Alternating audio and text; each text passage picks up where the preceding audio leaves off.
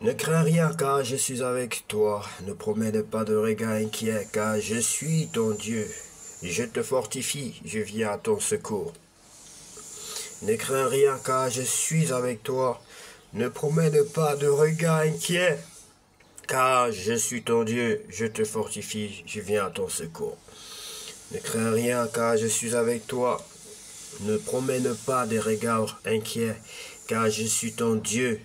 Je te fortifie, je viens à ton secours. Oui, bien-aimé, ne crains rien. Ne promène pas des regards inquiets. L'Éternel te secourt. Il te fortifie, car il est ton secours, bien-aimé. Ton secours vient de l'Éternel et non pas de n'importe qui. Merci. Bonjour, bien-aimé, c'est l'heure de la prière et de la repentance. Seigneur, en ce moment de pause, nous venons te remettre la suite de cette journée et te remercier pour ta promesse. Père Céleste, merci pour ta grâce et ta fidélité qui nous soutiennent depuis ce matin. Nous te confions nos préoccupations et nos efforts. Renouvelle nos forces, accorde-nous la patience et la sagesse pour affronter ce qui nous attend. Remplis nos cœurs de paix et d'amour afin que nous soyons des témoins de ta lumière en toutes choses. Ta parole nous encourage. Ne crains rien car je suis avec toi. Ne promène pas des regards inquiets car je suis ton Dieu. Je te fortifie. Je viens à ton secours. Ésaïe 41, verset 10. Bien-aimé, merci d'être toujours nombreux à revenir dans la maison du Seigneur, dans la bergerie. Il n'y a pas de vie ailleurs qu'en notre Dieu, qu'au Seigneur Jésus-Christ. Il a dit que je suis le chemin, la vérité et la vie. Nul ne peut venir au Père que par moi. Et nous sommes des ambassadeurs de Christ. Nous sommes là pour vous inviter, vous montrer le chemin de la vie, bien-aimés. Nous vous invitons encore nombreux aujourd'hui à reconnaître le Fils de Dieu tel qu'il est, à reconnaître qu'il est le Fils unique de Dieu qui a vécu dans ce monde et qui n'a pas péché, et à reconnaître que s'il a laissé qu'on le crucifie, c'était pour toi, c'était pour moi. Il est mort par amour, pour que tu ne sois pas crucifié, pour que tu n'aies pas mal. Il a endossé sur lui ta charge, ta peine. Il a endossé sur lui les meurtrissures, les blessures. Oui, Père, oui, bien-aimé.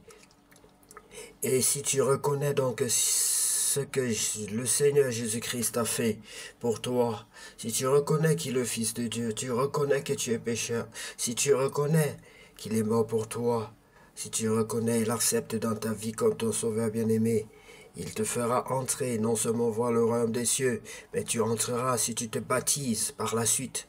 Si tu te baptises d'eau et d'esprit, tu entreras dans le royaume des cieux. Bien-aimé, sans plus tarder, je vais vous communiquer la pensée du Seigneur ainsi que la prière qui met sur notre cœur pour vous aider à revenir dans la bergerie. Bien-aimé, tu vas prier après moi, tu vas dire, Seigneur Jésus-Christ, je reconnais que tu es le Fils unique de Dieu. Je reconnais que tu es le Fils unique de Dieu, l'unique Fils de Dieu. Je reconnais que j'ai péché, mais tu n'as pas péché. Je reconnais que j'ai menti, mais toi tu ne mens pas. Je reconnais que j'ai volé déjà au moins une fois dans ma vie, mais toi tu n'as jamais volé. Je reconnais que j'ai manqué de respect à quelqu'un au moins une fois dans ma vie, mais toi tu l'as jamais fait. Je reconnais, Seigneur Jésus, que tu es unique en ton genre, que tu es unique par ta sainteté, que tu es unique dans ta bonté, que tu es unique dans l'amour, que tu es unique dans la patience, que tu es unique dans l'amour que tu as envers nous. Oui, Seigneur, lorsqu'on t'a crucifié à la croix, ceux-là même qui te faisaient du mal, qui te crucifiaient, tu as dit, tu as prié pour eux, tu as dit pardonne leur Père car ils ne savent pas ce qu'ils font. Je reconnais que tu es unique par le pardon et je te prie, Seigneur, afin que désormais je sois, afin que tu fasses de moi désormais ton enfant, afin que tu entres dans ma vie, sois mon Dieu, sois mon sauveur, guide-moi, prends le plein contrôle de ma vie, prends le plein contrôle de ma vie, Seigneur. Sans toi, je ne suis rien et je ne peux rien faire sans toi. Car toi seul, Seigneur, revient la gloire. Sois mon Dieu, Seigneur. Sois mon roi, Seigneur. Aussi, Seigneur, je te prie de me donner ton Esprit Saint afin que je puisse te plaire. Car il est écrit que celui qui n'a pas l'Esprit de Dieu ne lui appartient pas. Nous ne pouvons te plaire qu'en ayant ton esprit, car tu as dit que l'esprit est disposé, mais la chair est faible. Bien-aimé, si tu as fait cette prière de tout ton cœur, sache que le Seigneur est mort, mais il est vivant. Il est avec nous, il t'entend, il t'a écouté, et il fera quelque chose pour toi, bien-aimé. Que Dieu vous bénisse abondamment. Nous allons donc sans plus tarder lire la parole de Dieu dans le livre de Actes, chapitre 4. Pierre et Jean devant le tribunal religieux. Pierre et Jean sont en train de parler à la foule, quand les prêtres, le chef des gardes du temple et les Sadducéens arrivent près d'eux, ils sont très en colère parce que Pierre et Jean enseignent la foule. Les deux apôtres annoncent que les morts peuvent revenir à la vie. En effet, ils disent Jésus s'est relevé de la mort. Ils arrêtent Pierre et Jean et ils les mettent en prison jusqu'au jour suivant, car c'est déjà le soir. Beaucoup de ceux qui ont entendu la parole de Dieu deviennent croyants. Ils sont à peu près 5000 personnes. Amen. Bien-aimés, le jour suivant, ça c'était en un jour, bien-aimé, 5000 personnes qui acceptent le Seigneur. Le jour suivant, les chefs religieux, les anciens et les maîtres de la loi se rassemblent à Jérusalem. Il y a Anne, le grand prêtre, Caïphe, Jean, Alexandre et tous ceux qui sont de la famille du grand prêtre. Ils font amener Pierre et Jean devant eux et ils leur demandent, vous avez guéri l'infirme par quel pouvoir? Vous avez fait cela au nom de qui? Alors Pierre, rempli de l'Esprit Saint, leur dit, chef du peuple et ancien, nous avons fait du bien à un infirme et aujourd'hui on nous demande comment cet homme a été guéri. Vous tous et tout le peuple d'Israël, vous devez savoir une chose, c'est par le nom de Jésus-Christ de Nazareth que cet homme est là devant vous en bonne santé. Ce Jésus-Christ, vous l'avez cloué sur une croix, mais Dieu l'a réveillé de la mort. Les livres saints disent de lui, la pierre que vous, les constructeurs, avez rejetée, est devenue la pierre principale. Cette pierre, c'est Jésus. C'est lui seul qui peut nous sauver. En effet, dans le monde entier, Dieu n'a donné aux hommes personne d'autre pour nous sauver. Les membres du tribunal religieux sont très étonnés. Ils voient que Pierre et Jean parlent avec assurance et en même temps ils se rendent compte que ce sont des hommes simples et sans instruction. Ils reconnaissent que Pierre et Jean étaient avec lui, Jésus. Ils voient aussi l'homme guéri debout à côté des deux apôtres. Ceux du tribunal ne trouvent rien à répondre. Alors il leur donne cet ordre, sortez de la salle du tribunal, et ils se mettent à discuter entre eux. Ils disent, qu'est-ce que nous allons faire de ces gens-là? Ils ont fait un miracle, c'est sûr, et tous les habitants de Jérusalem le savent. Nous ne pouvons pas dire le contraire, mais il faut éviter que cette nouvelle se répande partout dans le peuple. Nous allons donc les menacer pour qu'ils ne parlent plus à personne du nom de Jésus. Ils appellent Pierre et Jean et leur disent, arrêtez complètement de parler, d'enseigner au nom de Jésus. Mais les deux apôtres leur répondent que ce qui est juste aux yeux de Dieu. Vous écoutez vous ou écoutez Dieu. Vous écoutez vous ou écoutez Dieu. C'est-à-dire, est-ce que vous écoutez les hommes, vous écoutez Dieu? Décidez vous-même.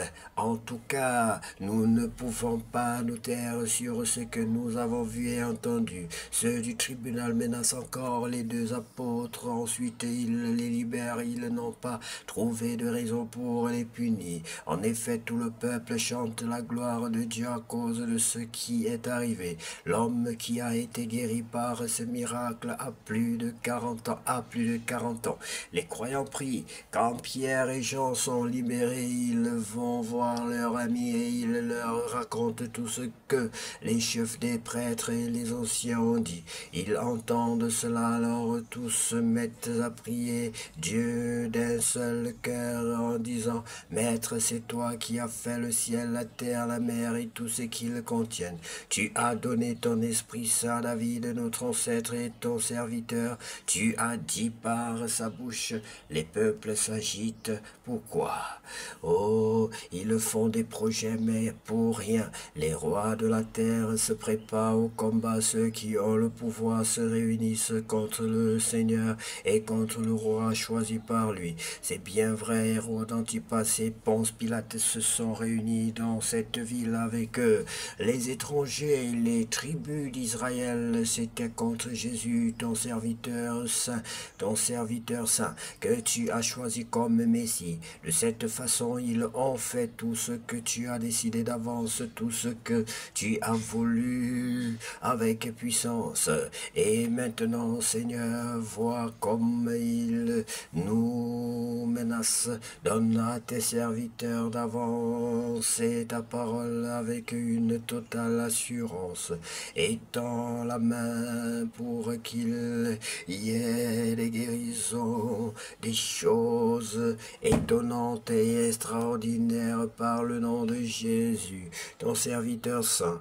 Quand ils ont fini de prier, l'endroit où ils sont réunis se met à trembler. Ils sont tous remplis de l'Esprit Saint et ils annoncent la parole de Dieu avec assurance. Les croyants mettent tous en commun. La foule des croyants est très unie par le cœur et par l'esprit. Personne ne dit cela c'est à moi, mais ils mettent tous en commun. Avec une grande force, les apôtres témoignent que Jésus s'est relevé de la mort et Dieu leur montre son amour de 1000 manières. Parmi eux, personne ne manque de rien. En effet, tous ceux qui ont des champs ou des maisons les vendent et ils apportent l'argent de ceux qu'ils ont vendus et ils le donnent aux apôtres. Ensuite, on distribue l'argent et chacun reçoit ce qui lui est nécessaire. Il y a ainsi un certain Joseph, un lévite né à Chypre. Les apôtres l'appellent Barnabas, ce qui veut dire l'homme qui encourage. Il a un champ, il le vend, il apporte l'argent et le donne aux apôtres. Voilà, bien-aimés, en ce qui concerne cette partie du livre des Actes des Apôtres, c'est le chapitre 4 du livre des Actes des Apôtres, bien-aimés. Nous rendons grâce à Dieu pour la force, pour le courage et la santé qu'il nous donne pour pouvoir demeurer dans sa parole et la partager. Qu'à lui seul revienne la gloire, la puissance et l'honneur pour tous les siècles. Amen. Seigneur Jésus,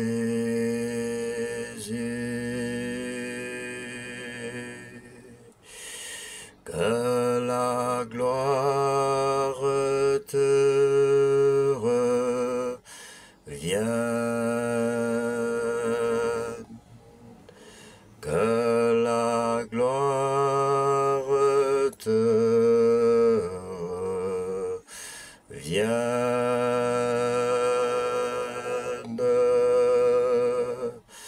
Tu es le grand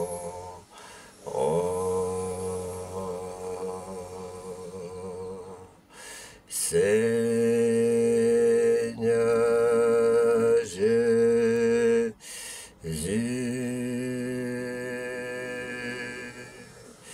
que la gloire te... Bien-aimé, que cette journée soit la plus belle de toutes les journées.